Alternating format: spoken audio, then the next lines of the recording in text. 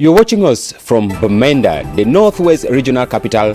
It is 8 p.m. here in Douala and it's time for the news. We begin with the headline. The Northwest Development Authority, Medino, now has a new general manager. Cletus Anya Motoya took over recently in Bamenda, and our reporter will be telling us about the challenges awaiting the new general manager, who is not a stranger in the region. In culture, events continue to unfold between the Ministry of Arts and Culture and the former organizing committee of Miss Cameroon contest. COMECA is bringing the ministry to task by asking for a compensation, which our reporter will tell us in the course of this newscast, plus other stories. We'll be right back. Do not go away.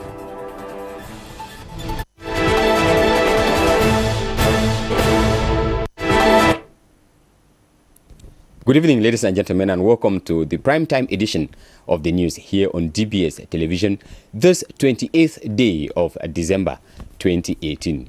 We begin in the Northwest region, where the new manager of Medino, Cletus Anya Motoya, has been installed into his function. He took over from John Bigonende following a presidential decree. The incoming general manager has called on the population of the entire region, irrespective of their political differences, to come on board for the development of the entire region. Chalo Buba has more in this report. The Northwest Development Authority, with its French acronym MEDINO, acts on behalf of the government as supervisor of development policy and providing a budgetary, financial and technical mechanism for development projects, especially in agriculture and livestock in the Northwest region of Cameroon. The appointment of Cletus Anya Motoya as general manager, taking over from John Bigonende, has been welcomed by the population of the region.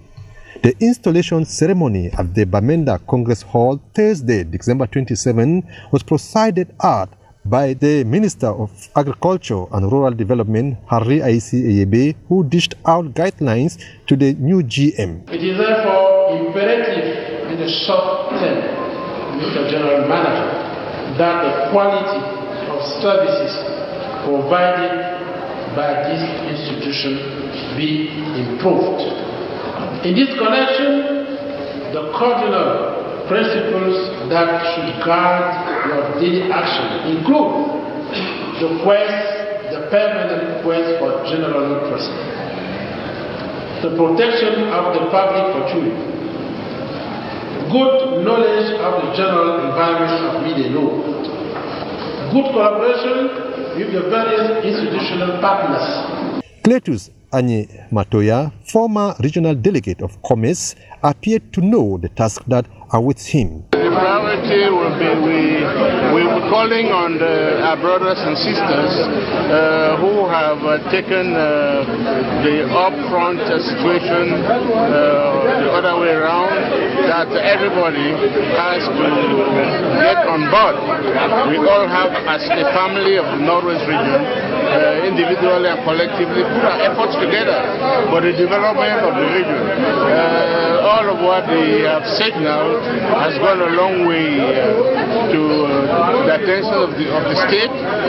I'm coming at this challenging morning, but I'm just appealing to all my brothers and sisters who, irrespective of their schools of thought, that we all have to, as a family, unite towards pushing the economy of our region ahead. The Northwest region, seriously hit by unrest for some time now, is begging for real development, and the hope of the population is that Medino will be up to their expectation.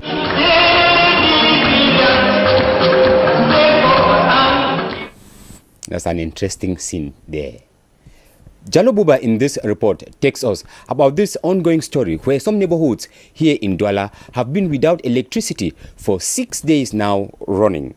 The Minister of Water and Energy was in Douala yesterday to ensure that electricity is re-established as soon as possible. But how soon is soon? Jalo Buba once more. Electricity power cut is leaving untold difficulties to the city dwellers in some neighborhoods in the cosmopolitan economic capital of Cameroon, Douala, for a couple of days. Many people have been forced to shut down their businesses that rely on electricity energy. Okay, because of the problem of the light, now disturb me here. Okay, that's the problem. Yeah. People come, I just explain for them, you don't understand, it's even a lie. But all they see, the country light no day. Now they disturb me now. Some other petty business operators have resorted to an alternative power supply at a very high cost. More than 5 days, like no day. People for Machida Farm, they work for Machida Farm. People for Machida Farm, they ambug me, bring my clothes. Because of that, you know, if you go for Machida Farm, at the wrong people. My shop self, I don't lock them. Because of the fear that people no come hold me. I don't take that people money, I don't chop. I don't chop that money, never do this work. The power that be is leaving no stone unturned to re-establish electricity to the affected neighborhoods, with the Minister of Water and Energy, Gaston Elundu Esomba, visiting the site. As of this Thursday, 27th of December afternoon, serious work on the affected line at Ratafrik neighborhood was busy, with technicians deployed by the company in charge of electricity supply could be seen busy in planting pools and digging going on. The population is therefore encouraged to exercise patience, as all assurance has been given to complete ongoing work and re-established electricity supply without further delay. And we have all the grounds to assure by now there has been no electricity as of now. We talk some news, some cultural news, following the withdrawal of the concept of Miss Cameroon from Komeka, headed by Ingrid Solange Amogu. The former has, in a communique on December 27, 2018, demanded a graceful compensation of 2,200 million francs CFA from the Ministry of Arts and Culture. Vanessa has been following this story and now puts together the following for the news. Following the Miss Cameroon scandal and alleged fraudulent acts in recent years, the government of Cameroon, on behalf of the Ministry of Arts and Culture, reclaimed the concept Miss Cameroon as well as its organization from Komeka on December 20, 2018. On Thursday, December 2017, Komeka introduced a preliminary graceful appeal seeking for compensation of 2,200 million francs CFA for damage suffered. This action of Narcisse Mwelekombi, Minister of Arts and Culture, believes that this option to appropriate this cultural meeting is subject to a prescription from the hierarchy and consecutive to incidents that have negatively impacted in recent years, a decision that does not suit Ingrid Solange Amogu, president of Komeka. In her statement in the press release, she doesn't know why someone cannot have his concept and the Minister of Arts comes and wants to take it. She expressed her wish to work in collaboration with the state, even if he gives specifications and subsidies. The Minister of Arts and Culture is still to react to these graceful recalls by Solange Ingrid Amogu, case to follow, no doubt. Still talking cultural news, Vanessa now refreshes our memory as regards this Miss Cameroon concept, which she tells us that dates as far back as the 1960s. But from 2002, the contest has been handled by Komeka. Let's go back memory lane with this report by Vanessa once more. Miss Cameroon is a national beauty pageant established in 2002 by the Committee of Miss Cameroon, Komeka. The committee was headed by Solange Ingrid Amogu, formed since 2002. Over 14 years of its existence, the official language is French. The main winners represent all women across the country to celebrate once in a year her beauty, intelligence, and values. In 2013, the committee joined membership with Miss World, Miss International, and Miss Earth. Miss Cameroon, as from then, participates in Miss World beauty pageants after doing some social projects in her country. This concept today is all about supporting a dissemination of Cameroon culture. The last three Miss are Julia Nguimfak 2016, Akomo Minkata 2017, and Aimee Caroline Seke 2018, who was mocked due to the non-mastery of the national anthem. The purpose of Miss Cameroon is to be ambassadors all over the world, but then their impact is not being felt. Following the recent upheavals in Komeka, the government has withdrawn the national organization from Ingrid Amogu and placed under the Ministry of Arts and Culture. We are in the festive period, and Williams Amo zooms on the consequences of the Christmas and the New Year celebrations as many return home in the very early hours of the next day. He spoke with a medical expert and compiled this report for the Primetime News. Christmas and New Year celebrations usually unfold differently in families, villages and cities in Cameroon. But among the dominating youthful population, December 25 and January 1 usually begin with prolonged lunch and dinner shared with family or friends. Only then, thus, the youthful majority set out for real enjoyment. A time of enjoyment usually in nightclubs, bars or other social gatherings which last till the early hours of the next day. Returning home at such a time and usually in a state of abnormality, the consequences of such are evident. Bien sûr, vous savez, laisser un enfant. Sure, there are numerous consequences that usually await youths on such festive days like Christmas and New Year. There is physical aggression, sexual aggression for girls with long-term consequences such as the inability to conceive, unwanted pregnancies, and the contraction of other STDs. In a city like Douala, this expert continues, they can even be knocked down by a motorbike or car since there is no traffic at that time, thus overspeeding.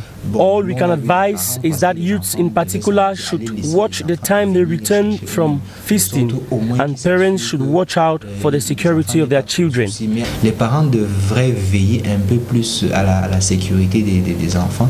Bon, nous on a vu des parents parce que les enfants devaient s'amuser, aller laisser les enfants et venir les chercher eux-mêmes, de sorte au moins qu'ils s'assurent que les enfants n'aient pas trop de soucis. Though most of the concerned ones act as such, with or without the knowledge of their parents, care needs to be taken, for excess of anything is a disease. Thus, excess of Christmas and New Year celebrations is also one dangerous disease. We hope that as we continue celebrating and will be celebrating, that excesses are avoided. We take over our foreign page, which we will talk mainly about politics, and we begin in Madagascar, where the presidential elections in that part of Africa results have been declared, with Andry Rajoelina Majolina declared winner of the runoff presidential elections according to results by the country's electoral commission. However, after the announcement, rival candidate Marc Ravalomanana still asked for the cancellation of polled results in a file with the High Constitutional Court, which has 9 days to decide whether to confirm the results or reject. We have details with VOA. President Rajoelina won 55.6% of the vote compared to 44.3% for Ravalomanana. Turnout was just over 48%. The two ex-presidents, Ravalomanana and the man who ousted him in a 2009 coup, Rajoelina, had previously said they would accept the results, raising hopes of a peaceful outcome and no repeat of the political chaos seen nearly a decade ago. Rajoelina attended the commission's results announcement on Thursday, but Ravalomanana did not. In a similar situation, this time in the Democratic Republic of Congo, polling stations in that part of Africa are ill-prepared for Sunday's presidential vote, according to diplomats and an observer mission. Tension is mounting in the country ahead of Sunday's election, as VOA tells us more. Polling by a New York university affiliated with Congo Research shows opposition candidate Martin Fayulu favored to win with 44% support. He's polling ahead of the former frontrunner, opposition leader Felix Tshisekedi, and President Joseph Kabila's preferred candidate, Emmanuel Ramazani Shadary. Frustration is mounting across the country after repeated election delays and blunders. Protests flared for a second straight day in eastern cities in response to the decision to cancel vote in Beni and Butembo in the eastern Yumbi in the west, which are opposition strongholds. Now, demonstrators see it as a maneuver by the government to suppress the vote rather than a precaution due to an Ebola outbreak and militia violence. In the eastern city of Goma, police fired tear gas during a standoff with protesters, while demonstrators in Butembo barricaded the streets and set fires. We still look at politics, and this time we look at Africa and power in 2018. This 2018, sitting leaders relinquished power in South Africa and Ethiopia. In Zimbabwe, they elected a new leader after 37 years of rule by former President Robert Mugabe. Peaceful power transitions were also seen in Liberia, Sierra Leone, and Mali. While many find these trends encouraging, the opposite is also true in countries where some of the world's longest-serving leaders continue to hold power. VOA tells us more in this report. Ethiopia saw unprecedented political change in 2018, says Ruben Brigade, former U.S. ambassador to the African Union. The historic decision of former Prime Minister Haile Mariam Desalegn to voluntarily relinquish power is something that's never happened in Ethiopian history before. It paved the way for the entree of the current Prime Minister, Dr. Abiy Ahmed, who has made a series of incredible political reforms and release of political prisoners to leading the effort to appoint the first female president in Ethiopia's history. The second most populous country in Africa also made peace with its neighbor Eritrea after 20 years of hostility. But nearly 1 million people have been displaced in southern Ethiopia since clashes erupted there in April, according to UN agencies. In Zimbabwe, the forced resignation of President Robert Mugabe in late 2017 paved the way for elections this year.